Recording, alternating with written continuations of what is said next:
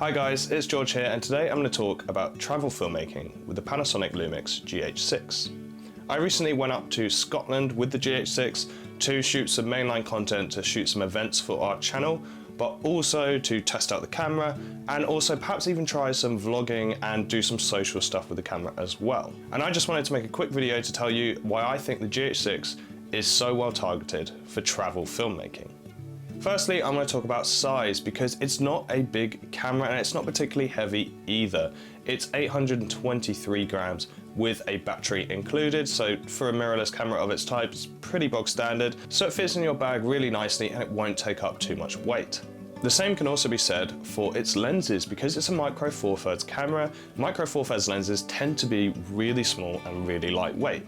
If you compare an MFT lens to the size of a full frame lens, they're pretty much always considerably smaller and considerably lighter. Now obviously if you're going to have to travel for a shoot, often you're limited on size and weight. For example, when I went to Scotland, I flew, which obviously puts limitations on how much I can bring. But because I was using micro four thirds cameras and lenses, it meant that actually I brought 5 lenses up to Scotland, whereas if I was going to bring a full frame setup, it'd be much more likely I'd be bringing about 3 lenses. One of the other reasons the GH6 is really good for keeping your kit light is because of its 7.5 stops of IBIS. Other cameras that don't have such good image stabilization, you might then want to bring a gimbal if you're going to get certain shots where you want to get a really nice clean motion. But because the stabilization is so impressive in the GH6, it meant that actually I didn't feel like I needed a gimbal because I could do probably about 80% of the stuff that I wanted to do on a gimbal using the GH6 just internally, which is just fantastic because it means I didn't have to bring a gimbal, which yet again just kept my kit bag really light, which just worked perfectly for the shoot that I was doing and I think would work perfectly for a lot of traveling filmmakers out there. The codecs of this camera help massively for the traveling filmmaker too. For example, imagine if I was going away somewhere to shoot some branded content for a company. I'd want to make sure I was shooting in the best possible codecs and the best possible frame rates, so of course I'd probably want to be shooting in 5.7K and maybe also utilizing that ProRes. But the cool thing about the GH6 is that you can also scale your codecs down. So for example, if I was going away and I was doing this big shoot that I was getting paid a decent bit of money for this big company, but then of course a lot of filmmakers and videographers out there also have their own social channels. They might have their own YouTube channels, or they might post their clips to Instagram just to show people what they're up to. Now this is the cool thing about the GH6, is because you can scale down the codecs, because if I'm just going to shoot a little bit of social content that I want to throw up on Instagram, or I want to maybe make a really quick short YouTube video about the shoot, maybe it's behind the scenes, something like that, I probably won't want to shoot that in 5.7K ProRes because it's just a bit unnecessary. I don't really need it. If I'm going to be posting it on YouTube or Instagram or something, there's going to be such a heavy compression on there that actually is probably maybe makes more sense for my workflow to shoot it in a lower bitrate codec. Now, there are many cameras that also offer the really impressive top end of codecs, such as the GH6 does. Obviously, they'll be a little bit different brand to brand, but there are a lot of cameras that offer this incredible top end. But actually, I found that generally they actually lack some in the lower end, which can be a shame because you basically have to shoot everything at really high bit rates in really beefy codecs when sometimes you don't always need that.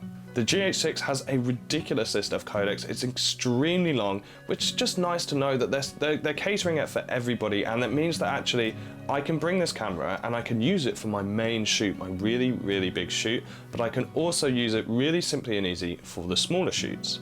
But that's not the only reason that the codecs of the camera are useful, because it has such a range of frame rates and resolutions that can be used for wildly different purposes. So obviously I've got this 5.7K and I've also got this ProRes, which I mentioned I can use for my big brands and my big clients.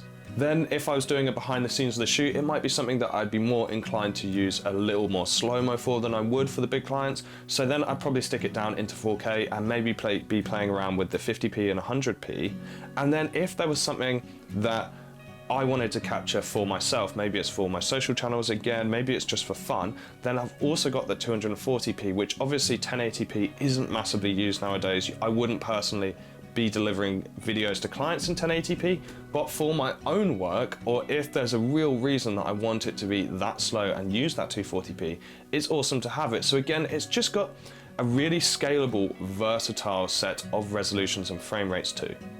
We also have a very angle screen and a tilt screen, which is just really nice because everybody has their preferences out there. Some people like very angle, some people like tilt, so it's really nice that we've got both. Of course, it caters really well to vloggers having that very angle, which is perfect. And actually, when I've been testing out some of the autofocus on the GH6, I found that when vlogging, that was actually when it probably performed the best.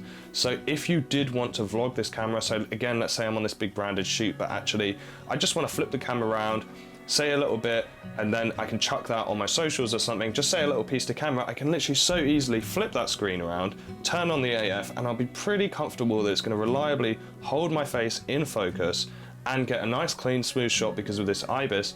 So I can quickly talk to the camera and film this little vlog for my own stuff, but then again flip around the screen and get straight back to my mainline shoot. One of the big criticisms of the old GH range is the fact that Micro Four Thirds in general doesn't perform that well in low light. And again, this is something that's been dealt with by Panasonic for this camera and can really help with your travel filmmaking, because not everywhere we're going is the most sunny island that's going to stay light until 9 o'clock. Sometimes you're like me and you go to Scotland in February. And if you go to Scotland in February, it's going to get dark, well, it's going to wake up, you're going to wake up and it's going to be dark, and then it's going to get dark really early. So of course having that low light performance that has been greatly improved over the previous range helps massively.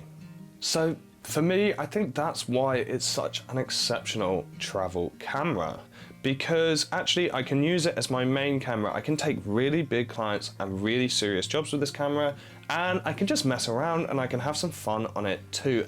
It enables me to keep my kit bag so incredibly light because I've foregoed the fact that I don't need to bring a gimbal. I foregoed the fact that actually my lenses are really small, so I can either just bring a few and have a really light setup, or I can actually bring a few extra lenses. I don't just mean it's a good camera in the sense of it's really good for vlogging. I don't mean it's good for that kind of travel. I mean, it is good for that kind of travel, but it's actually way more versatile than that, and it's useful for any kind of filmmaker that is traveling for any shoot, especially as once we get on the shoot, it's not like I'm going to a studio and just sitting around in a studio for the day. Like when I went to Scotland, I actually hiked. I hiked a lot.